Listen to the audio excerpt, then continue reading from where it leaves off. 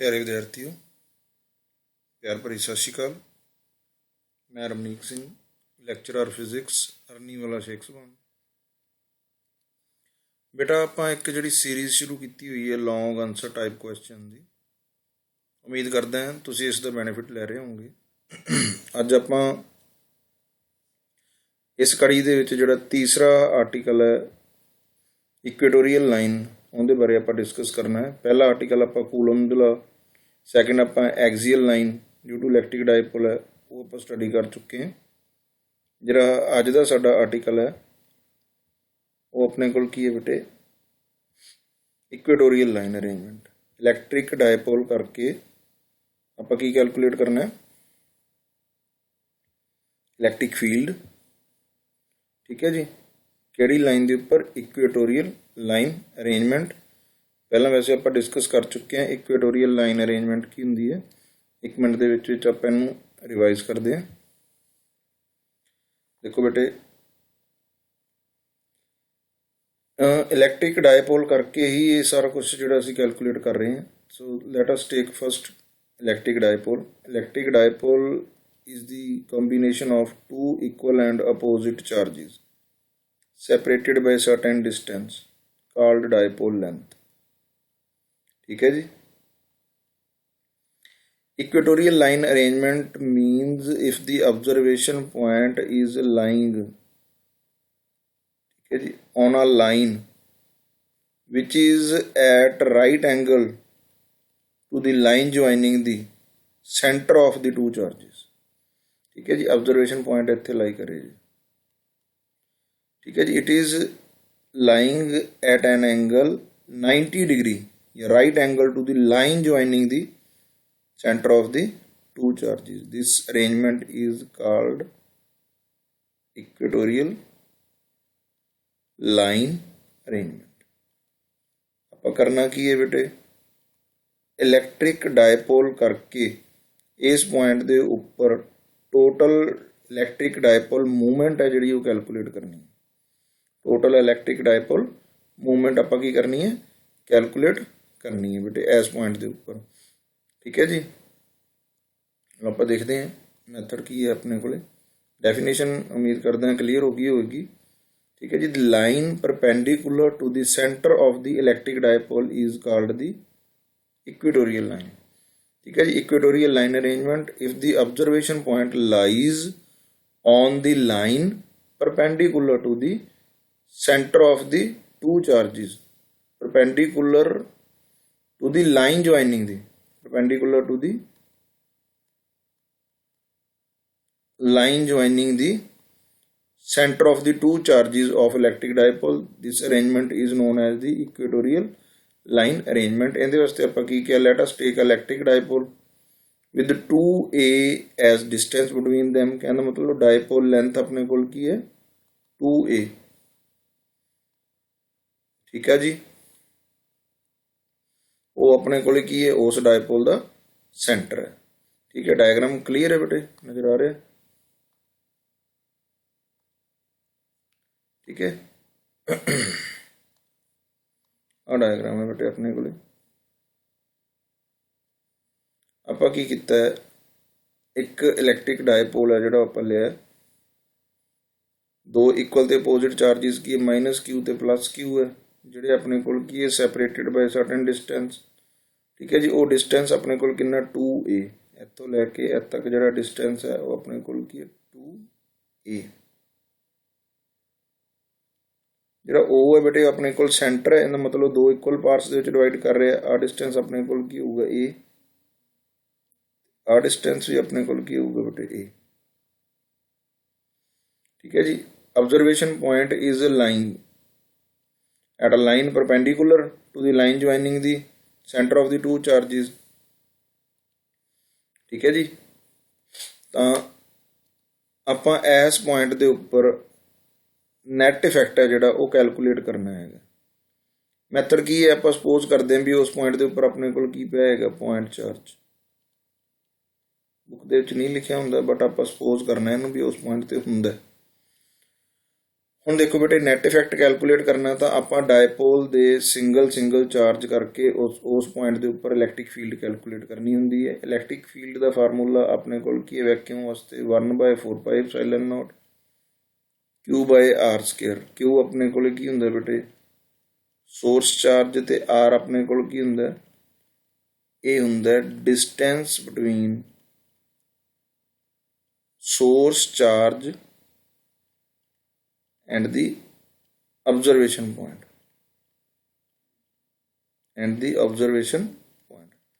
ਆਪਾਂ ਨੂੰ Q ਦੀ value ਤਾਂ ਪਤਾ ਹੈ -Q ਤੇ +Q, ਸਿਰਫ ਆਪਾਂ ਨੂੰ R ਦੀ ਵੈਲਿਊ ਚਾਹੀਦੀ ਹੈ।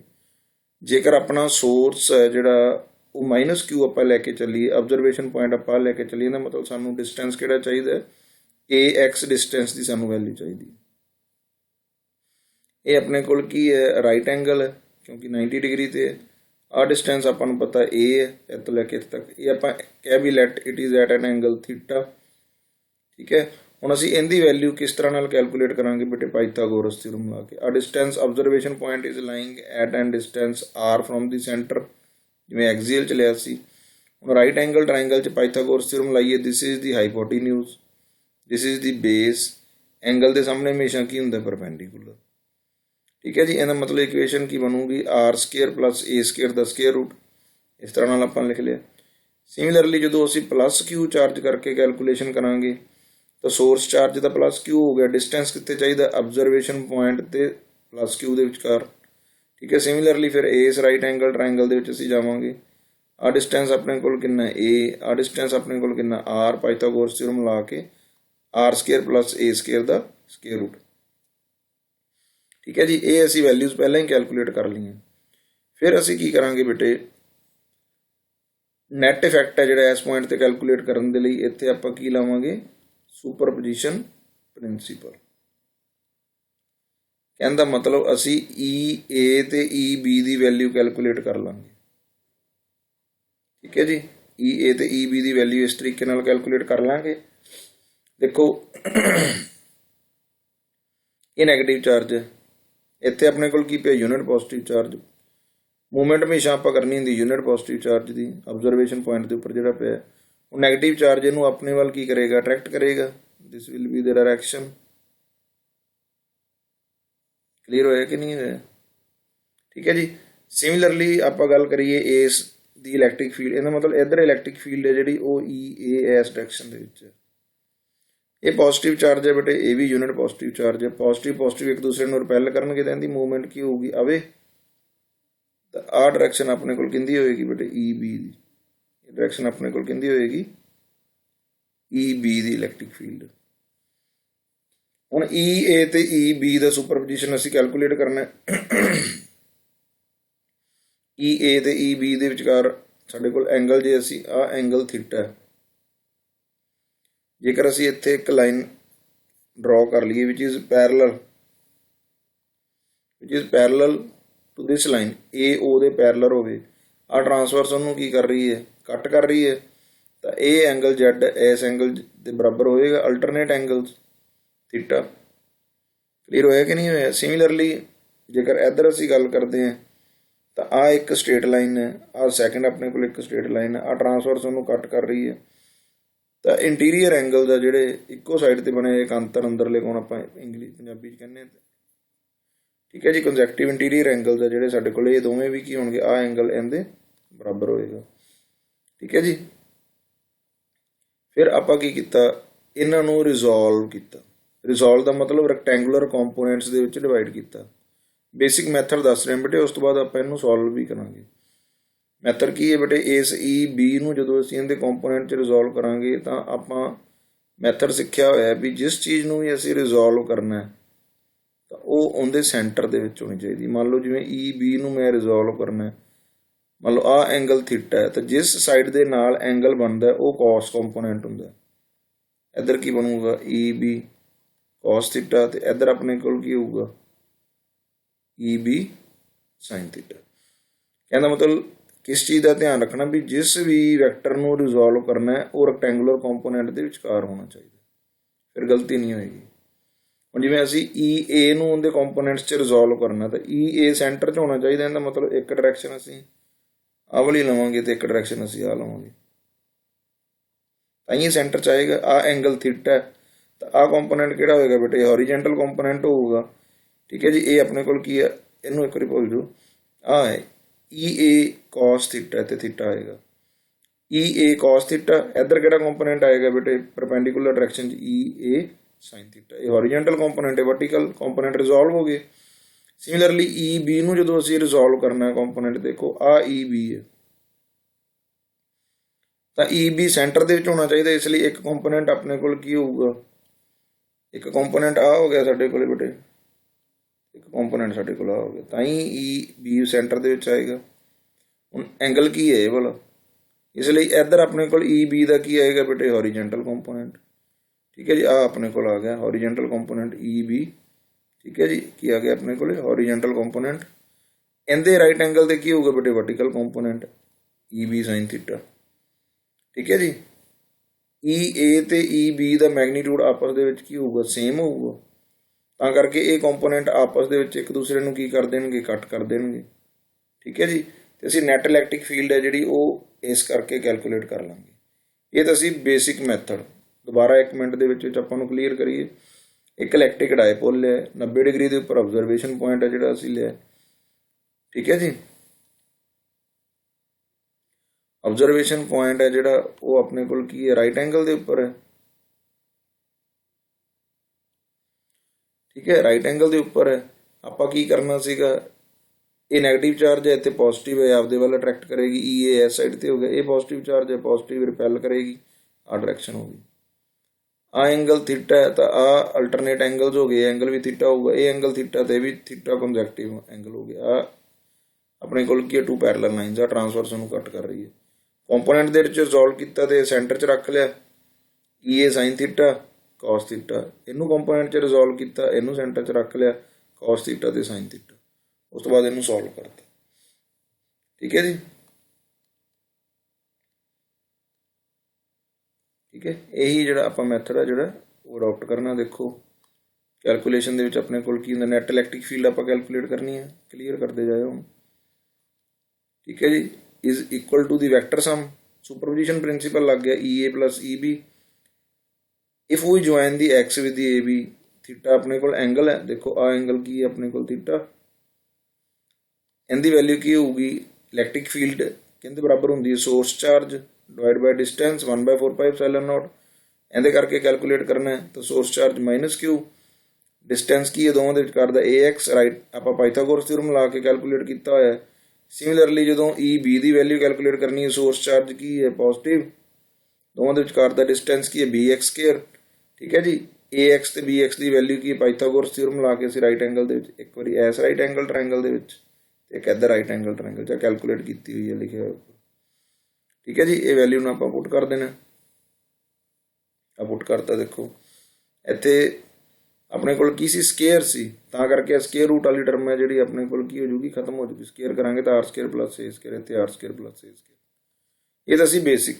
ਹੁਣ ਜੇ ਅਸੀਂ ਇਹਨੂੰ ਦੇਖੀਏ ਧਿਆਨ ਨਾਲ, ਮੈਗਨੀਟਿਊਡ ਵਾਈਜ਼ ਜੇ ਅਸੀਂ ਦੇਖੀਏ ਤਾਂ EA ਦਾ ਮੈਗਨੀਟਿਊਡ EB ਦੇ ਬਰਾਬਰ ਹੈ। ਇਹ Q/4πε0 R² + A², Q/4πε0 R² + A²। ਠੀਕ ਹੈ ਜੀ, ਉਸ ਤੋਂ ਬਾਅਦ ਅਸੀਂ ਕੀ ਕੀਤਾ, ਕੰਪੋਨੈਂਟ ਦੇ ਵਿੱਚ ਰਿਜ਼ੋਲਵ ਕਰਤਾ। ਰਿਜ਼ੋਲਵਿੰਗ EA ਨੂੰ ਕੰਪੋਨੈਂਟ 'ਚ ਰਿਜ਼ੋਲਵ ਕੀਤਾ। ਦੇਖੋ EA ਸੈਂਟਰ 'ਚ ਹੌਰੀਜੈਂਟਲ ਕੰਪੋਨੈਂਟ, ਵਰਟੀਕਲ ਕੰਪੋਨੈਂਟ।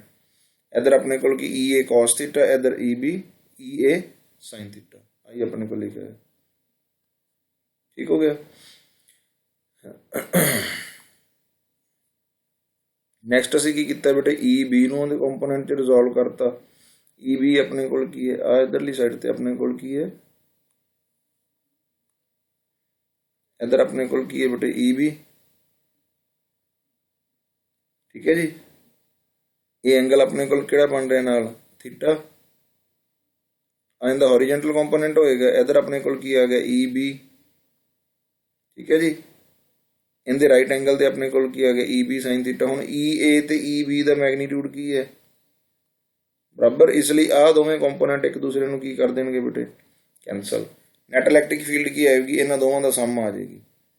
ਠੀਕ ਹੈ ਜੀ, ਆਹੀ ਚੀਜ਼ ਇਹਨਾਂ ਨੇ ਲਿਖੀ ਹੈ, ਮਤਲਬ ਨੈਟ ਇਲੈਕਟ੍ਰਿਕ ਫੀਲਡ ਆਪਣੇ ਕੋਲ ਕੀ ਆਏਗੀ, ਦੋਵਾਂ ਦਾ ਸਮ। ठीक है जी। सम करांगे तो देखो बेटे ई ए ते ई बी आपस ਦੇ ਵਿੱਚ ਬਰਾਬਰ ਹੈ, ਇਸ ਲਈ ਜੇ ਅਸੀਂ ਵੈਲਿਊ ਈ ਬੀ ਦੀ ਥਾਂ ਤੇ ਵੀ ਈ ਏ ਪੁੱਟ ਕਰ ਦਈਏ ਜਾਂ ਈ ਪੁੱਟ ਕਰ ਦਈਏ ਤਾਂ ਡਬਲ ਹੋ ਜਾਏਗੀ। ਆ ਇਕੁਏਸ਼ਨ ਬਣ ਗਈ E is equal to this. आ वैल्यू सानू पता है, सिर्फ असी cos थीटे की वैल्यू कैलकुलेट करनी है। ठीक है जी। cos थीटे की वैल्यू आप किवें कैलकुलेट करांगे, राइट एंगल ट्रायंगल दे विच जाके।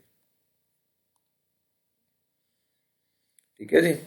ये पॉइंट क्लीयर होया कि नहीं होया? असी किवें वैल्यू कैलकुलेट करांगे, cos थीटा अपने कोल किहदे बराबर हुंदा बेटे, base by hypotenuse.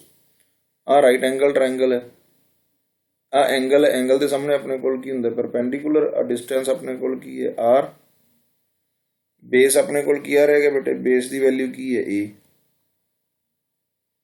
Base by hypotenuse A divide by R square plus A square the square root आ गया, A divide by A square plus R square the square root. ये वैल्यू अपने कोल किंदी हैगी बेटे, cos थीटे दी। ठीक है, जिहड़ी असी वैल्यू कैलकुलेट की है,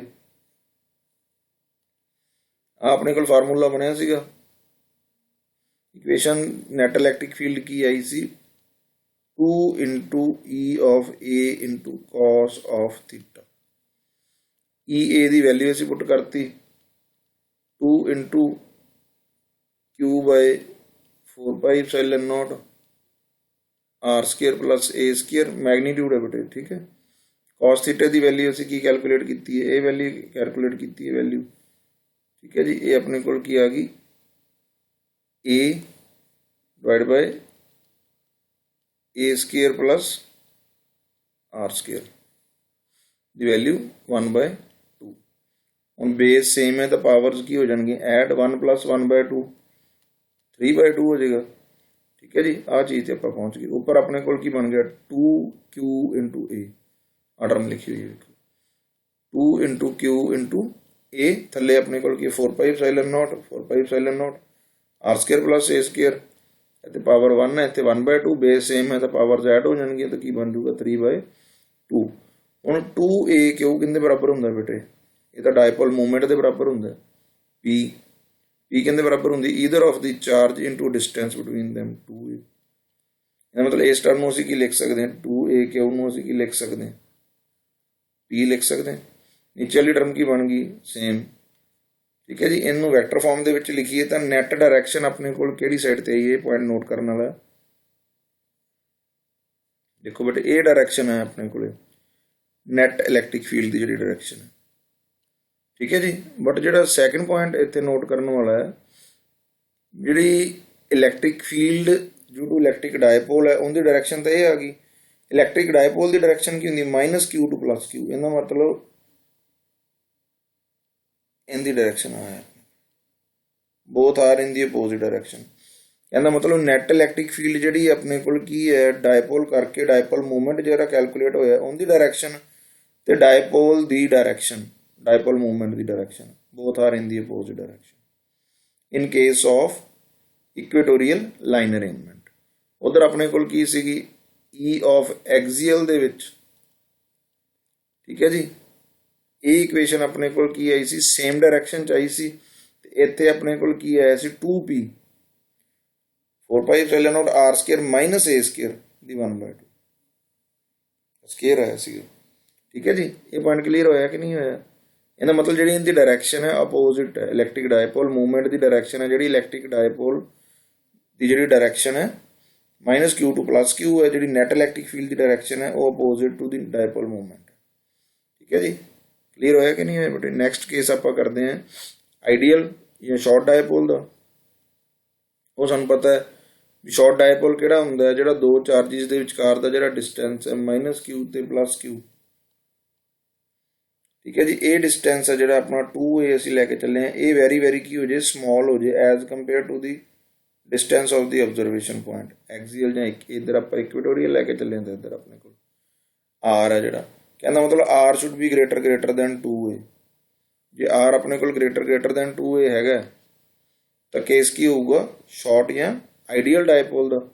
ठीक है जी, इस चीज़ में ऐ भी लिख सकते हैं 2a तो वड्डा है तो a तो भी वड्डा होएगा, स्केयर के केस भी वड्डा होएगा।